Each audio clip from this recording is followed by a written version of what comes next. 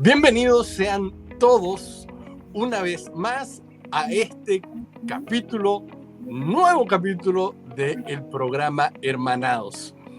Pero ya vamos a introducirnos en un tema que la verdad es muy serio y a la gran mayoría de nosotros queremos tratar de no tocar ese tema porque puede ser un tanto polémico, porque de alguna manera puede armar un debate.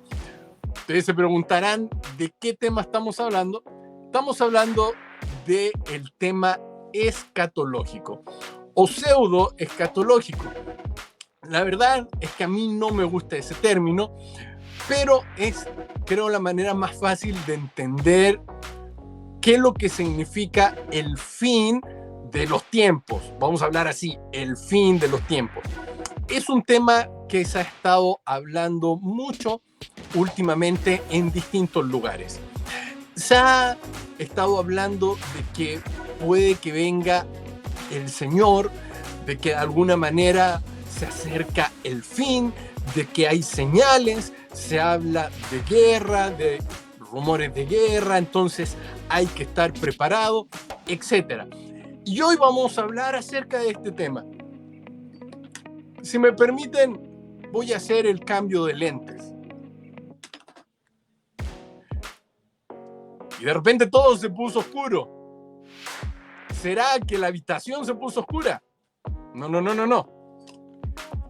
Lo que se puso oscuro no es la habitación, son los lentes que me puse. Ahora sí todo está más claro. ¿Qué quiero decir con esto?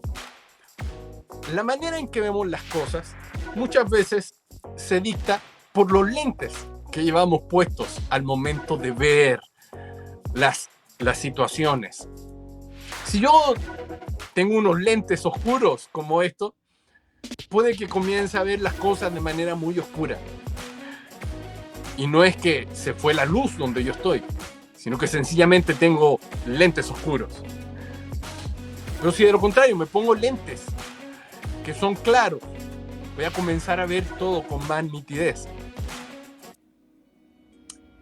¿Qué lentes estamos utilizando actualmente para mirar la perspectiva del tiempo en que estamos viviendo actualmente? ¿Estamos utilizando lentes oscuros? ¿Estamos utilizando lentes claros? Hay un sinfín de colores que podemos utilizar. Pero déjame decirte una cosa, yo estoy convencido de que las cosas se miran de una manera muy distinta si las vemos desde arriba. El cielo también tiene una perspectiva. El cielo también tiene una visión de las cosas. Y estoy completamente seguro de que en el cielo se pueden ver las cosas de una manera muy amplia. Y esa visión la puede entregar nada más ni nada menos que el Espíritu del Señor. Porque la Escritura dice que el entendimiento viene por el soplo del Señor. Y ese soplo está tan al alcance de nosotros como cuán cercano queremos estar del Espíritu del Señor. Así que podemos pedirle al Espíritu del Señor, podemos pedirle al Señor mismo que nos pueda enseñar todas las cosas. Él dijo que el Espíritu Santo venía a traernos la verdad acerca de todo lo que Él había dicho.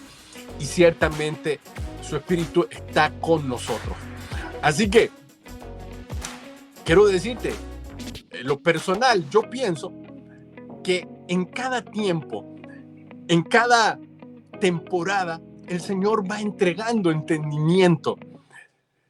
A veces es un nuevo entendimiento según la temporada, según el momento en que la iglesia va caminando. Y hoy el Señor está soltando un entendimiento muy fresco acerca de las cosas que Él dijo y las cosas que Él habló con respecto a su venida. Así que el Señor está levantando en este tiempo personas que están recibiendo este entendimiento del Señor acerca de los tiempos. Y una de esas personas está aquí con nosotros y yo tengo el agrado de poder recibirla junto con nosotros. Él escribió un libro al cual me gustaría mucho recomendarte, porque hoy vamos a hablar acerca de este libro que él escribió. Se llama El Apocalipsis de los Judíos y lo escribió Leopoldo Orellana, quien es chileno. Así que tengo el honor y el agrado de poder saludar en esta tarde a Leopoldo Orellana. Leopoldo, ¿cómo estás? Muchas gracias por la presentación. Bien, yo todo bien. Contento de estar acá, Isaac, acompañándote. Escuchando también la presentación. eh, claro, hay perspectivas, digamos, que son como lentes, como tú lo señalabas. Eh, y bueno, estamos acá para poder quizás cambiar un poco de lente con el cual se ha visto este tema que es la escatología. Así es, así es. Y vamos a hablar acerca de este tema que puede ser un tanto enredado, puede ser quizás, podemos tener muchas preguntas al respecto, pero queremos tratar de hacer algo que puede ser muy complejo, algo medianamente sencillo y fácil. Y quiero partir con la siguiente pregunta. ¿Qué tan importante es el entender los tiempos en el cual fueron escritas los libros que están en la escritura?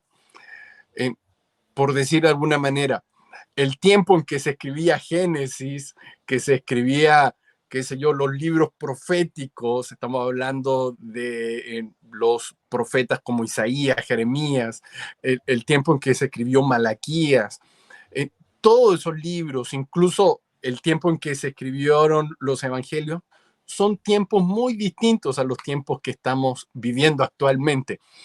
¿Qué tan importante es entender este punto?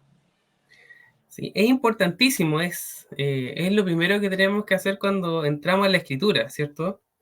Yo estudié en un seminario y un profe, es un seminario en Estados Unidos, y el profe andaba por Ucrania, ¿ya?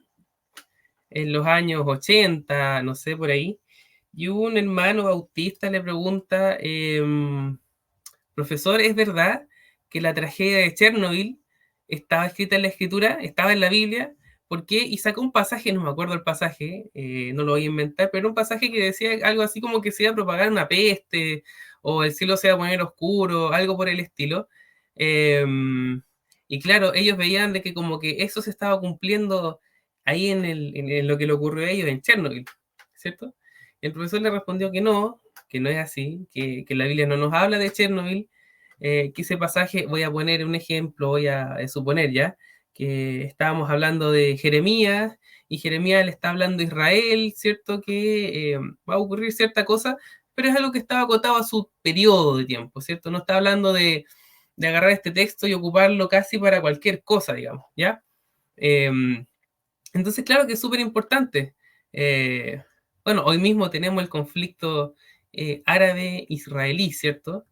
Donde cada cierto tiempo esta cosa reflota, ¿cierto? Hay un constante movimiento ahí, pero por más que el país que esté ahí, digamos, en Medio Oriente se llame Israel, no es el mismo Israel de la Biblia, ¿cierto? El Israel de la Biblia era otro, era de los tiempos, no sé, hablamos del periodo del siglo XV antes de Cristo hasta el siglo I, que más o menos estuvo ese pueblo andando. Eh, y ahora no es lo mismo, no es que la Biblia nos hable de este Israel que está hoy presente, digamos, como si fuera el mismo de la Biblia. Es otra cosa, ¿cierto? Por más que se llamen igual. Eh, Nos puede hablar de, qué sé yo, la escritura de Siria, ¿cierto? La escritura habla de Siria, pero no es la misma Siria que existe hoy. Entonces, claro, hay profecías para ciertas cosas, ciertos puntos, que a veces uno los extrapola, ¿cierto? Hay algunos ejemplos que son un poco más básicos, digamos, un poco más eh, burdos, por decirlo de alguna manera, como lo de Chernobyl. Claro, evidentemente que la Biblia no habla de Chernobyl, pero a veces nosotros cuando interpretamos los últimos tiempos, caemos un poco en eso, ¿cierto? De mirar todas las cosas que aparecen ahí y entenderlas como que no tienen un origen.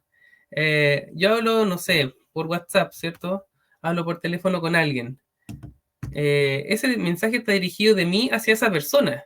¿Por qué? No sé, porque necesito, qué sé yo, pásame a buscar al mall a cierta hora, ¿cierto? Listo. Y la persona me recibe, me pasa a buscar y ocurre lo que necesita que ocurra y se acabó y el mensaje ya es pasado, ¿ya? Puede que alguien lo lea, ¿cierto? Y estudie, supongamos, ¿ah? Estudie mi vida y dice, sí, mira, Leopoldo en cierto momento le pidió a cierta persona que lo pase a buscar al mall. Pero no es que le esté escribiendo a esa persona que quizás mire mi teléfono en el futuro, ¿cierto? No voy a esperar que esa persona me pase a buscar al mall en el año 2050, ¿cierto? Eh, pero con la escritura hacemos lo mismo. Con la escritura hacemos esto de agarrar algo, por ejemplo, que Pablo le escribió a los Gálatas, que Pablo le escribió a los tesalonicenses, ¿cierto? Que hay esta escatología ahí, que Juan le escribió a las 7 iglesias de Asia, que Jesús le dijo a sus discípulos, y la trasladamos a hoy, ¿cierto? Entonces sí, es un tema súper importante en escatología. Sí, y es muy importante porque cada texto tenía, por decirlo de alguna manera, un receptor. Cada texto, por ejemplo, tenía a alguien que el escritor estaba destinando.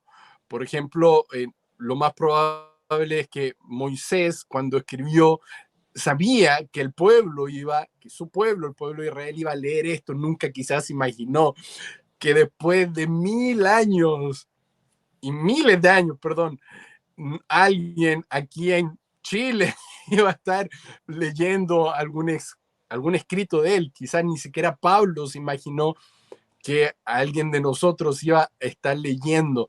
De hecho, en las mismas cartas, por ejemplo, de Pablo, perdón, él indica a quién son escritas. Por eso decimos que está, qué sé yo, Romanos, Corintios, Efesios. Entonces, ¿cuán importante es entender hacia quién va hacia quién va dirigido el texto? Sí, por supuesto. Las escrituras básicamente son una comunicación, ¿cierto? De alguien a otra persona. Las cartas son un ejemplo muy evidente, ¿cierto? Carta de Pablo a tal persona. Mal haríamos nosotros de entenderlo como a nosotros, como hacia nosotros mismos directamente, ¿cierto? Pablo no le escribe a Isaac, a Leopoldo, ni siquiera sabían que existía Chile, no se había descubierto por ello, y para ellos el mundo se reducía mucho más de lo que nosotros conocemos hoy. Eh, entonces, claro, el mensaje hay que colocarlo en ese contexto, ¿cierto? Alguien le escribe a un receptor y desde ahí empezar a leer, ¿cierto? No, no estirar esto, digamos, hacia lo que no es, hacia lo que no está eh, pensado, digamos, porque él lo escribe. Así es. Y todo esto es trascendental al momento de poder tomar las escrituras y poder mirarlas. Yo mencionaba al comienzo que cuando uno mira las cosas desde una perspectiva desde arriba, se pueden ver las cosas con una amplitud distinta. Y en perspectiva, cuán importante es considerar, por ejemplo, las escrituras de esta manera amplia y no tan solo de manera específica. Lo pongo en este sentido. Cuán importante es considerar, por ejemplo, los escritos del Antiguo Testamento para poder entender los textos del Nuevo Testamento. Porque alguien podría decir, bueno, me voy a los textos del Nuevo Testamento y ahí comienzo a elaborar quizás mi manera de ver las cosas. Pero no, hay otros libros anteriores, hay una forma en que el Señor iba plasmando quizás iba moviéndose. Es importante entenderlo en esta perspectiva. A ver, las escrituras en general están escritas por gente que es de otra cultura, ¿cierto? La cultura del Medio Oriente, del antiguo Cercano Oriente, que es como se le conoce. Y esta gente tenía una manera de escribir, una manera de reflexionar, ¿ya? Hoy uno ve la noticia, ¿cierto? Un incendio, se quema una casa, ok, muere gente, ¿ya? ¿Qué es lo que te dice un periodista cuando lee las noticias? Sujetos de inicial A, B, C, D, E, de 37 años, falleció producto de un paro cardíaco, ¿cierto? Debido a la inhalación de monóxido. Y trata de ser muy preciso en la información que entrega, ¿cierto? Muy objetivo y entregar datos a las 14:30 horas. eh, digamos, va por la objetividad, ¿cierto? Ok, así nos comunicamos nosotros en Occidente.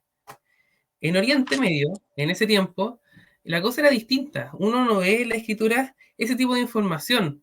De hecho, apenas uno ve el nombre de un relato, hablemos de una narración, el nombre de la persona, de repente no sabemos la edad, no sabemos mucho de esa persona porque las escrituras orientan, o sea, la gente de ese tiempo que escribió la escritura, eh, orientaba su manera de escribir hacia otra mirada, que era la emoción, ¿ya? Pongamos el mismo caso del incendio, ¿ya? Se quema una casa, pero ahora en los tiempos bíblicos, ¿ya? Y muere la misma persona, de 37 años, con las mismas iniciales. ¿Cómo lo relata la escritura? Es aquí que hubo gran dolor en las viudas, ¿cierto? Porque perdieron a un varón valiente, gozoso y valeroso en Jehová. Con voz en cuello gritaron, ¿cierto? Hasta el otro día, hasta la madrugada, ¿cierto? El sol se oscureció delante de ellas, echaron silicio sobre sus lomos, lloraron, ¿cierto? Una semana. Esas son las cosas que la escritura nos muestra, ¿cierto? Es lo normal. Cuando murió, qué sé yo, Jonatán, David, digamos, no nos dijo si Jonatán murió a las 13:30, producto de una herida corto punzante, nada de esas cosas, ¿cierto? Es otro el relato. Y en general la escritura tiene un patrón distinto de cómo hoy nos comunicamos, ¿cierto? Ya. Ahora, volviendo a la pregunta de Isaac, me dio una introducción más o menos larga, pero es importante. Volviendo a la pregunta de Isaac, ¿por qué es importante entender las escrituras del Antiguo Testamento para ir al Nuevo? Porque siguen los mismos patrones, ¿ya? La profecía del Antiguo Testamento tiene mucho lenguaje, muy rico, muy figurado, tiene una gran riqueza, y tiene un cumplimiento, ¿ok? Una profecía, ¿cierto? Profecía, qué sé yo, Isaías 19, eh, profecía contra Egipto, ¿ok? Tiene un lenguaje y tiene un cumplimiento. En el año, es la parte, digamos, que nos muestra la escritura, esta parte como decorativa, poética, y tiene un cumplimiento, ¿ok? Y en el Nuevo Testamento tenemos que también hacer lo mismo, ¿ya? Por eso que es importante entender de que hay un lenguaje y más o menos buscar el patrón con el Antiguo Testamento del cumplimiento que tiene, ¿ya? Eh, entonces, claro, es una ventaja para nosotros tener el Nuevo Testamento y teniendo también el Antiguo. ¿Por qué? Porque el Antiguo nos va a mostrar un lenguaje, tenemos el registro histórico del cumplimiento, entonces podemos mirar el Nuevo, digamos, también con el mismo patrón. Tiene este lenguaje y tiene este cumplimiento. Así es. Wow, qué tremendo lo que tú dices con respecto a entender las dinámicas culturales, ¿no? Es muy importante entender que la manera en que ellos se movían es muy distinta a la manera en que nosotros nos movemos actualmente. Todo esto es importante para considerarlo al momento de entender las escrituras, al momento de poder comprender no, lo que quieren decir, lo que quiere decir el Señor a través de ellas. En perspectiva, según lo que hemos hablado hasta este momento, ¿cómo podríamos entonces aplicar, ¿no?, el entendimiento de la importancia que tienen los lentes que nosotros usamos al momento de ver las escrituras, con el entendimiento del contexto histórico y con la manera en que los judíos y en ese tiempo donde están escritas en los textos bíblicos, escribieron ellos esos textos o a quién iba dirigido, etcétera? ¿Cómo todo ese conjunto de factores que son muy importantes podemos aplicarlo, por ejemplo, en textos en el Nuevo Testamento? Que bueno, mira, hay hartas cosas súper importantes.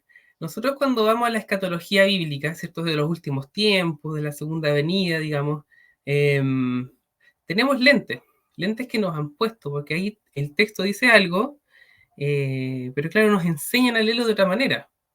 ¿Por qué nos enseñan a leerlo de otra manera?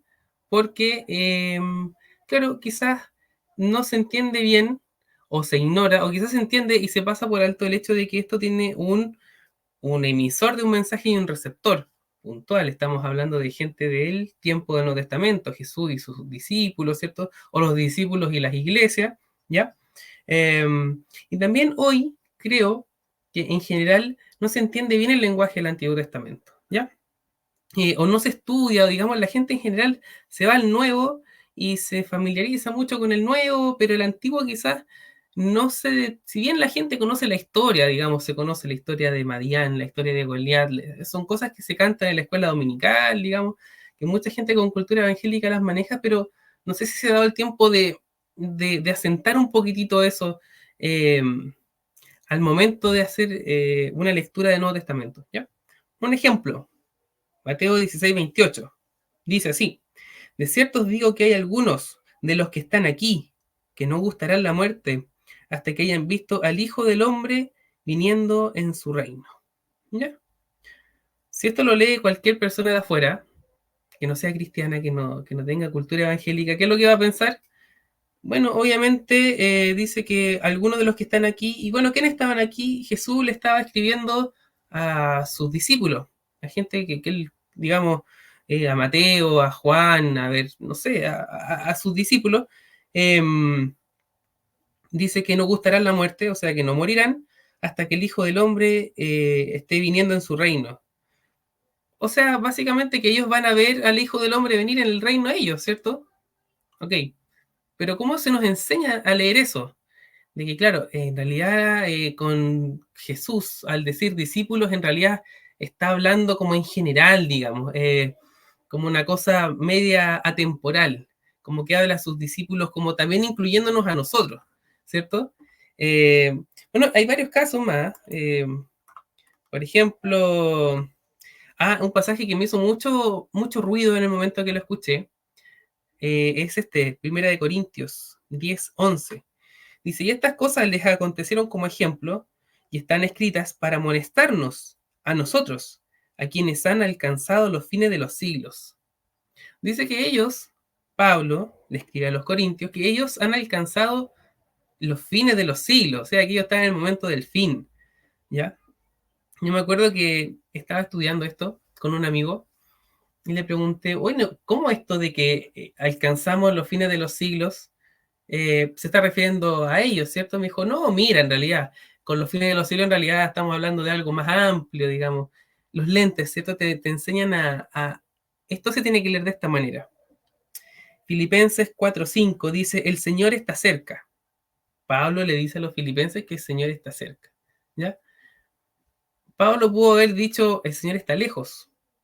Para que venga el Señor faltan como 2000 años, ¿cierto? No tenía ningún problema en escribirlo, si tuvo la revelación de entender esas cosas, la pudo haber escrito tal cual, ¿cierto? Al final de Apocalipsis se dice, el ángel le dice a Juan, no selles las palabras de este libro, porque esto que tú estás viendo, Juan estaba mirando todas las visiones que después escribió en el libro de Apocalipsis, está cerca, ¿cierto? No lo selles, porque esto es para ahora, ¿cierto? Eh, pero en cambio, a Daniel, el ángel le dijo, sella estas palabras. Estamos hablando de Daniel 12, Daniel 11, 10, ¿cierto? Daniel 9. Sella esto porque no es para ahora, es para después, ¿cierto? Entonces, claro, no era para el tiempo de Daniel, las visiones de Daniel, era para otro tiempo, ¿cierto? Y después, claro, si uno agarra un comentario y lee más o menos, sí, esto se cumplió en el tiempo un poco después, ¿cierto? Cuando llegaron, qué sé yo, los persas, después vinieron los griegos, y ahí está el tema, varias cosas que Daniel vio, ¿cierto? Eran para un poco más adelante. Si Daniel recibió esto, no sé, en el siglo V antes de Cristo, era para el siglo II antes de Cristo. Entonces, séllalo porque es para un par de siglos más adelante. Pero claro, llegamos a Apocalipsis y se nos dice la instrucción contraria, no lo selles, es para ahora, léalo, digamos, esta es una carta abierta, léela ahora porque es para ahora, y se nos ponen los lentes, ¿cierto? Y se nos dice, no, pero espérate un poquitito, esto no es para el tiempo de ellos, ¿cierto? Es para, digamos, lo estiramos un poco. Y ejemplos hay muchos, muchos. Mateo 24, ¿cierto? Cuando Jesús le dice a sus discípulos, estén atentos, porque oirán ustedes de guerras, de rumores de guerra, ¿cierto? Verán cosas, ustedes van a presenciar un tiempo muy tumultuoso, una gran tribulación. ¿Cómo se nos enseña a leer?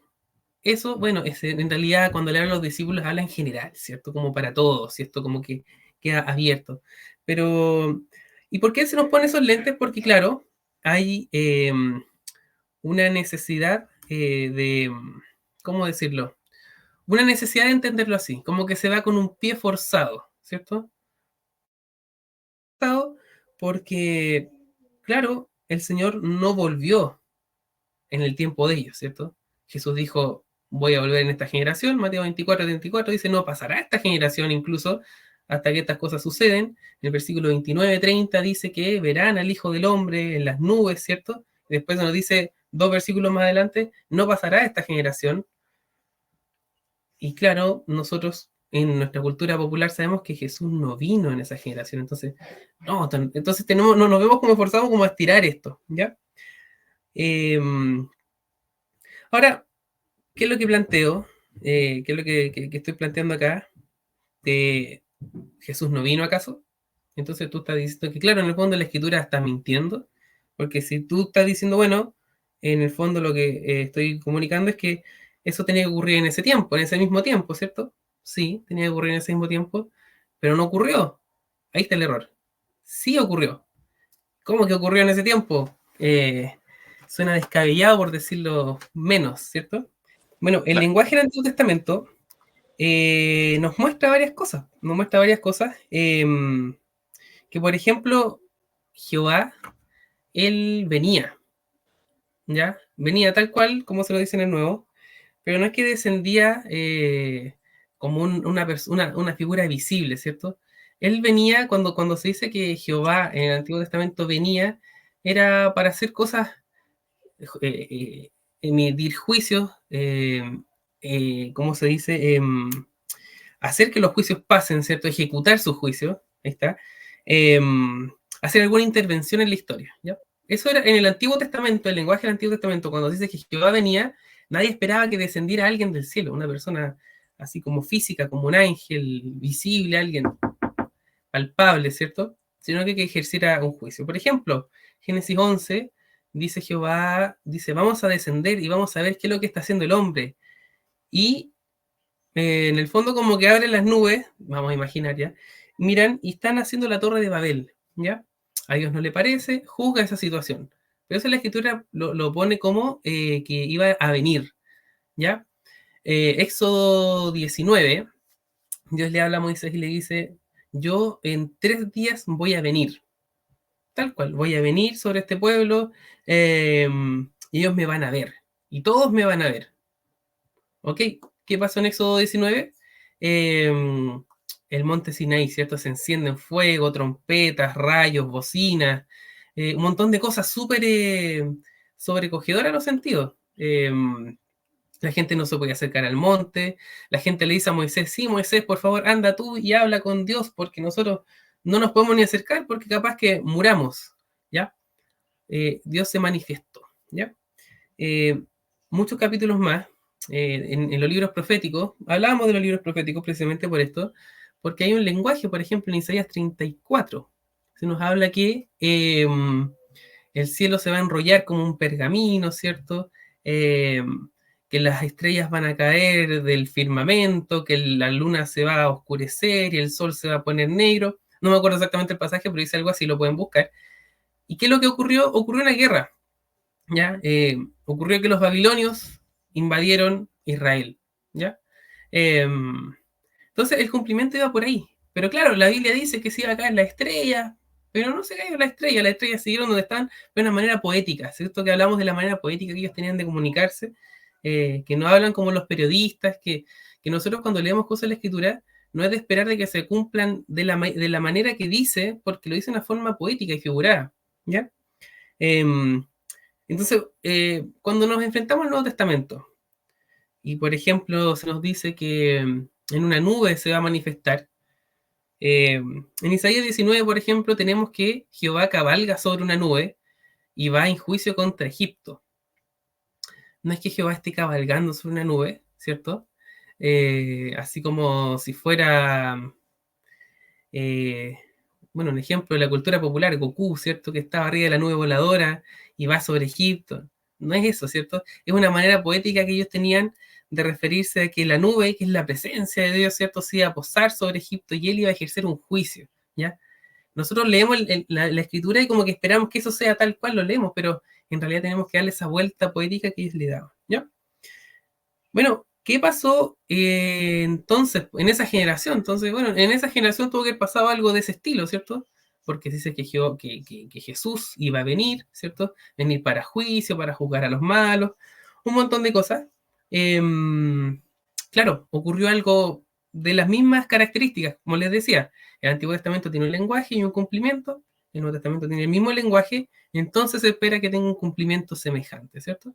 El Antiguo Testamento cuando nos habla de venida, de nube, de truenos, de cosas, eh, ocurre una guerra, ocurre un juicio, ocurre alguna intervención de Dios, pero no Dios como sacando su mano del cielo y haciendo algo literal, sino que ocupando instrumentos, ocupando pueblos que juzgan, ¿cierto? Nosotros todos sabemos que, por ejemplo, Babilonia, Asiria, fueron instrumentos en manos de Jehová para juzgar a Israel, ¿cierto? Por su incredulidad, nosotros leemos crónicas, leemos los libros de los reyes, eh, y vemos que eran muy malos, ¿cierto? De continuo iban al mal, los profetas los advertían, y Dios en algún momento dijo, bueno, se acabó, manda a un pueblo y lo juzga. No es que Dios directamente baje y los tome, digamos, del pelo, del cuello y los castigue, los aplaste, ¿cierto? No es así como Dios actúa. Y en el Nuevo Testamento es lo mismo. Se habla es el mismo lenguaje, ¿ya? Ahora, ¿qué ocurre en el año 70? Ocurre una guerra, ¿ya? Una guerra en la cual Israel fue asediada, fue destruida, porque, bueno, hay varias razones. Nos vamos a los primeros capítulos de Hechos y los judíos perseguían a los cristianos. Nos vamos a las cartas de Pablo, y el gran problema que tenían las comunidades era la persecución de los judíos intentando intervenir en el cristianismo, haciendo que la gente se circuncidara, Pablo condenando estas cosas. En Apocalipsis vemos que Pablo le escribe a varias iglesias que las sinagogas, ¿cierto? Y que los judíos son elementos de Satanás, ¿cierto? Lo llaman las sinagogas de Satanás, que están ahí tratando de corromper, de perseguir, ¿cierto? Eh, bueno, los mismos judíos, ¿cierto? Piden crucificar al Señor. Mateo 27, 25 dice que le dicen los judíos a Pilato, mátalo, ¿cierto? Y que su sangre sea sobre nosotros y sobre nuestros hijos, ¿ya? ¿Qué significa eso? Que entréganoslo para que lo matemos, y si estamos haciendo mal, si en algo estamos pecando, bueno, que su sangre, que ese precio por su sangre que muere, sea sobre nosotros, que la culpa sea sobre nosotros y sobre nuestros hijos, ¿ya? Estamos hablando en el año 30, más o menos, 30 y tanto, 30 y pocos años, ¿ya? Bueno, en el año 70, una generación más tarde, los romanos invaden, bueno, es todo un tema que empieza en el año 66, pero en el año 70 como que culmina. Los romanos cercan Jerusalén, la sitian por 5 meses. La gente dentro de esa ciudad no tiene que comer, se matan entre ellos, son apedreados, la ciudad es incendiada, se destruye el templo y son juzgados, ¿ya? No solamente los judíos de ahí, de la zona de Judea, sino que de todo el Mediterráneo, porque fue en la Pascua. En la Pascua se juntan todos los judíos ahí en Jerusalén, y en ese momento son sitiados y son juzgados y son muertos, ¿ya?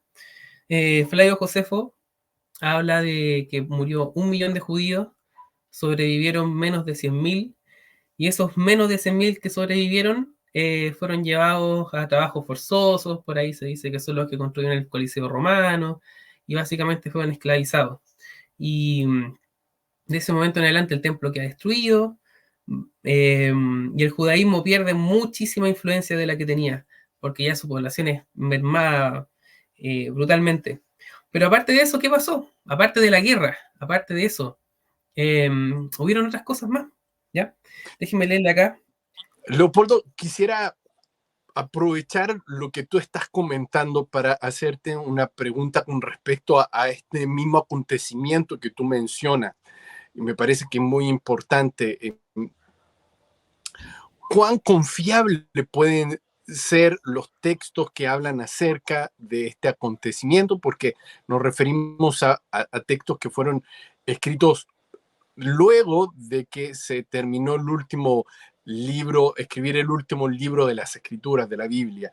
Entonces alguien puede decir, no, quizás no tiene mucha, no podemos tener mucha confianza en textos así, o quizás todo esto no es tan importante para que hubiese estado quizás en un escrito dentro del canon, etcétera. Podremos ponerle mil argumentos, pero cuán confiable puede ser este suceso y los textos que hablan acerca de este suceso.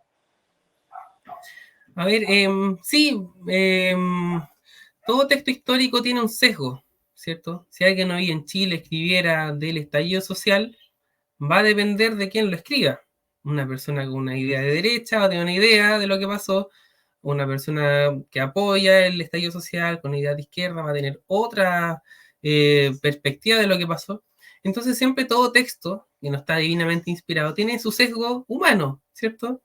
Eh, claro, Flavio Josefo tenía un sesgo al escribir.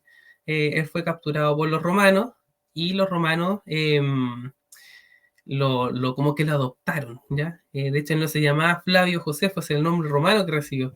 Tenía otro nombre, un nombre judío. Entonces, claro que, y es así, digamos, los textos históricos que tenemos, todos tienen algún sesgo, es normal, pero nos ayudan a documentar cosas. También hay evidencia arqueológica, evidencia física que hasta hoy está, digamos, visible. Vemos que el Muro de los Lamentos quedó de pie.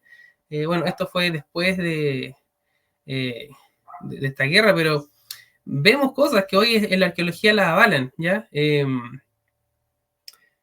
están ahí, por ejemplo, que el templo ya no existe, que hay una mezquita. Bueno, la Biblia nos habla de que ahí hay está el templo, pero ahí no está el templo.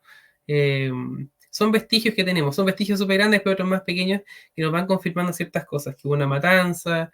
Hay hartos historiadores que en el fondo están bastante de acuerdo en que ocurrió una guerra en el año 70, que Judea fue destruida, digamos, no solamente Jerusalén, sino que toda Judea, que muchos judíos murieron y hay una concordancia, ¿cierto? No es divinamente inspirado, pero nos sirve, ¿ya? Bueno, yo quería leer un pequeño fragmento de algunas cosas que ocurrieron en el año 70, ¿ya? Que se nos parecen un poquitito a lo que nos dice la escritura de lo que tenía que pasar en la segunda venida de Cristo, ¿ya? Y es bien llamativo, ¿ya? Acá hay un historiador romano, testigo ocular, ya que se llama Tácito, ¿ya? Tácito escribe en el libro que se llama Historias, libro de las historias de Tácito, ¿ya?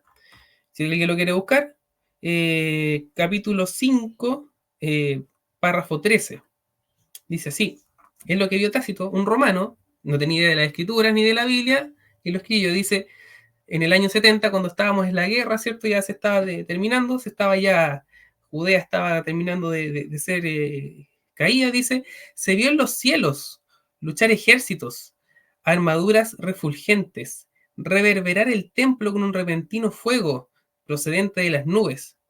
Habiéndose abierto de repente las puertas del templo, se oyó una voz sobrehumana gritar que los dioses se marchaban, escuchándose a continuación el estruendo producido de los que salían, ¿ya? Entonces, Tácito, que era romano, que estaba en la guerra, vio que el cielo habían armaduras, ejército y cosas, y que el templo se abre las puertas y que sale algo que dice, nos vamos de acá, ¿ya? Flavio Josefo, él es mucho más extenso en escribir, pero voy a leer este texto porque nos vamos a ir haciendo una idea de lo que ocurrió en ese momento, ¿ya? Son testigos oculares.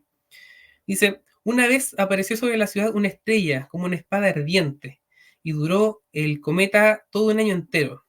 También cuando antes de la guerra, de la primera rebelión, el día de la Pascua se había juntado, según también tenía por costumbre, ¿cierto? Al día 8 del mes de Sánticos, cuando a las 9 de la noche se mostró una luz brillante alrededor del altar del templo. Parecía ciertamente un día muy claro y duró esto media hora larga. ¿ya? Ese mismo día, en una fiesta, una vaca que traían para sacrificar parió un cordero dentro del templo, ¿ok? La puerta del patio interior del templo, que era de bronce, era tan pesada que necesitaba 20 hombres para cerrarla, con cerrojos de hierro. Fue abierta de improviso, fue abierta repentinamente, ¿ya? Eh, y dice que pocos días después de la fiesta salieron ruidos, voces que decían, vámonos de aquí, ¿cierto? Que dejó el lugar, que dejó el templo, ¿ya? También dice, podría ser que lo que quiero decir podría ser entendido como una fábula, si no viviesen aún algunos que los que lo vieron, y si no le sucedieron las desgracias y muertes tan grandes como las señales anunciaban. Dice, antes de la puesta del sol, se mostraban por todas las regiones del país muchos carros que corrían por todas partes, y con ellas escuadrones armados, pasando por las nubes, derramadas por las ciudades. Eh, entonces, se fijan, habían cosas en el cielo, se veían eh, carros, ángeles, ¿cierto? En el cielo, entre las nubes, luces y señales, ¿ya? Eh, Hay otros testigos, ya no son oculares, pero relatan cosas parecidas, ¿ya? Un historiador que es Pseudo-Gesipo, este ya un poco posterior, dice que cierta figura apareció de enorme tamaño en el cielo, que muchos vieron, tal como habían revelado los libros de los judíos, y antes de la puesta del sol, de repente se vieron en las nubes carros, conjuntos de batalla armados, por las cuales la ciudad de toda Judea y sus territorios fueron invadidos, ¿ya? Que estos carros, ¿cierto? Y estas, ¿cómo se llama? Jinetes que se veían celestiales con armadura, como que estaban invadiendo las ciudades, ¿ya? Otro historiador más, posterior, que es medieval, dice, en aquellos días, además, se veían carros de fuego, jinetes, una gran fuerza volando a través del cielo, que surca cerca del suelo, y que venían contra Jerusalén y contra todas las tierras de Judá, ¿ya? Todos ellos caballos de fuego y jinetes de fuego, ¿ya? Entonces acá tenemos cuatro testigos oculares que vieron en el cielo jinetes, carros, fuegos que descendían del cielo, el templo que se abría y como que Dios salía del templo, eh, que la puerta del templo, que era gigante, que era muy pesada, se abrió de repente, voces, lo vieron romanos, lo vieron cristianos, lo vieron judíos, que era Josefo. Entonces, si hubo una actividad angelical, una actividad como sobrenatural en ese momento, una actividad, como lo dice la escritura, ¿cierto? Que iba a venir con sus ángeles rodeados con él, ¿cierto? De esa manera. Que ese iba, pero no es que Jesús hubiera descendido, que hubiera estado ahí, sino que era eh, Jesús, ¿cierto? Siendo Dios, ejerciendo juicio sobre Judea, también manifestándose de esa forma, ¿ya? Con ángeles, con fuego, con bocina, así como recuerden Éxodo 19, ¿ya? Donde Jehová venía, ¿cierto? Sobre el monte Sinaí, y ocurrió una cosa súper parecida a lo que estamos leyendo acá. Qué contundente la explicación que nos acabas de dar con respecto a lo ocurrido en el año 70. Creo que es importante que podamos tener en consideración en los antecedentes en históricos en que ocurrieron en ese tiempo, que literalmente hablan de un cumplimiento de un tiempo, ¿no? Literalmente hablan de que lo que el Señor dijo que iba a suceder, sucedió, ¿no? Y no tan solo lo habla una sola persona, sino que fueron varias personas que describen lo que sucedió precisamente en ese acontecimiento, que no tan solo duró un año, sino que creo que duró más, ¿no? Y estamos hablando literalmente del fin de una era, estamos hablando del fin de todo un pacto. Y este tema lo vamos a ir, mira, creo que este tema es tan contundente que a lo mejor podríamos hacer muchos capítulos con respecto a este tema. Sin embargo, les quiero dejar invitados para el siguiente capítulo porque vamos a tener una segunda parte de este capítulo de Hermanados porque realmente este tema lo amerita, sí, y Leopoldo nos está literalmente ayudando a poder entender un poco más este tema tan importante. Y para el próximo capítulo vamos a hablar más acerca de este libro que escribió Leopoldo, que se llama El Apocalipsis de los Judíos. Si ya hay personas que dicen, mira, lo quiero leer, lo quiero tener, ¿dónde pueden conseguir este libro, estimado Leopoldo? Hoy en Chile ya no hay librerías que lo tengan, porque este libro lo publiqué por ahí por el 2021. Había librerías que lo tenían, ya los vendieron los libros que tenían y ya no lo están trayendo, pero por Amazon está disponible por Kindle a menos de $1. Lo puede tener así en digital. En físico, creo que está como a $13. Es un libro súper grande, súper grande. Eh, Habla de básicamente todo el Nuevo Testamento, sobre cómo se interpreta la escatología desde esta manera, que se llama la perspectiva preterista, ¿ya? Preterista porque viene de pretérito pasado, no algo que inventé yo, una perspectiva que existe ya. Bueno, no quiero complicarlos con eso, pero básicamente va relatando cómo estas cosas ya se cumplieron, ¿ya? Y está en Amazon, amazon.com, ¿cierto? Si usted no tiene tarjeta de crédito, ¿cierto? Y le gusta escribirlo de forma de mano, de manera fácil, yo de repente de hecho, hoy me llegaron una cajita y traje una copia, por si acaso alguien me pide, digamos, se pueden contactar conmigo, no hay problema. Por ahí el hermano Isaac puede dejar algún contacto mío en la descripción. Lo puedo tramitar, lo traigo y trato de venderlo a un valor barato. Básicamente esto lo hago no para lucrar. No, a mí Amazon no me paga nada por vender estos libros. Es para ir compartiendo la información. Lo hago como para el Señor, digamos, en el sentido de como yo creo estas cosas y creo que es así. No puedo decir que esto es así porque nadie, digamos, está en la mente de Dios, ¿cierto? Pero por lo menos creo que esto es así y lo escribí para compartir. Aprovecho también de comunicarles que tengo otro libro más. Está acá. También me llegó por Amazon. Se llama Explorando el discurso del Monte de los Olivos, ¿ya?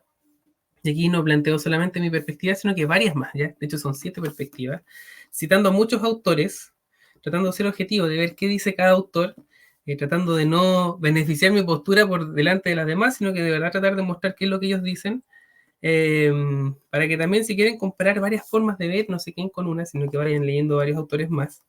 Hay harta bibliografía aquí también.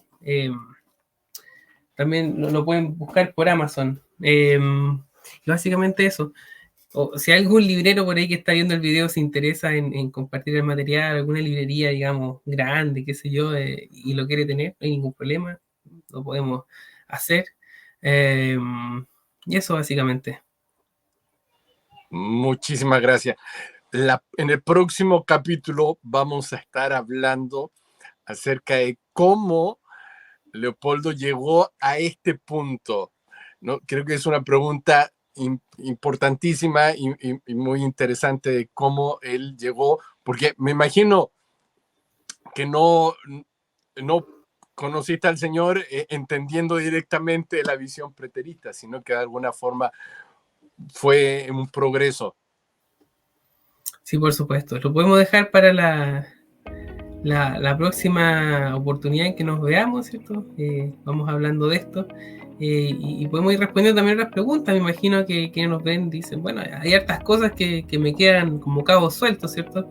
¿Qué pasa con el arrebatamiento? ¿Qué pasa con Apocalipsis? ¿Cómo entiendes tú ciertos pasajes que son como bien tradicionales, digamos, en el círculo cristiano que se ocupan en escatología y claro, creo que podemos, y en el libro los trato, digamos, trato de abarcar todo el Nuevo Testamento en lo que habla de escatología y también alguna base, digamos, sobre el Antiguo, de cómo es esto del lenguaje, el cumplimiento, ahí digamos, lo desarrollo bastante más. Son más de 500 páginas y en un formato grande, es un libro de tamaño grande, entonces las páginas son súper grandes, entonces hay harta información. Exacto. Leopoldo, te agradezco muchísimo por estar con nosotros, por tu tiempo, por haber compartido todas en este tema tan importante con nosotros. Realmente ha sido tremenda bendición contar contigo. Muchas gracias. Gracias, hermano Isaac. También ha sido muy de mucha bendición. Así es. Bueno, ya despidiendo a Leopoldo, quiero invitarlos a que nos acompañen en el próximo capítulo. Vamos a seguir hablando acerca de este tema que es tan importante y también es un tema que de alguna u otra manera nos va a poder ayudar a responder muchas dudas.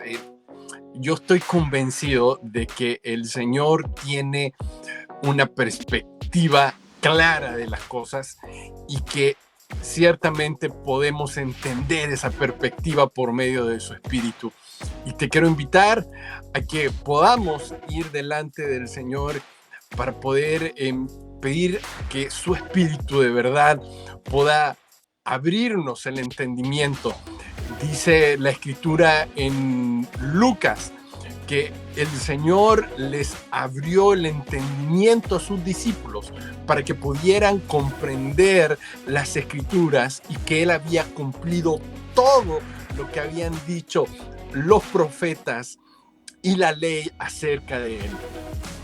Y esa es nuestra oración hoy, de que el Señor pueda abrir nuestro entendimiento para comprender el trabajo hecho completo del Señor cuando Él vino. Así que, sin más, quiero despedirme y recordarles que su reino está aquí con nosotros. Un abrazo. Nos vemos en el próximo capítulo. Chao, chao.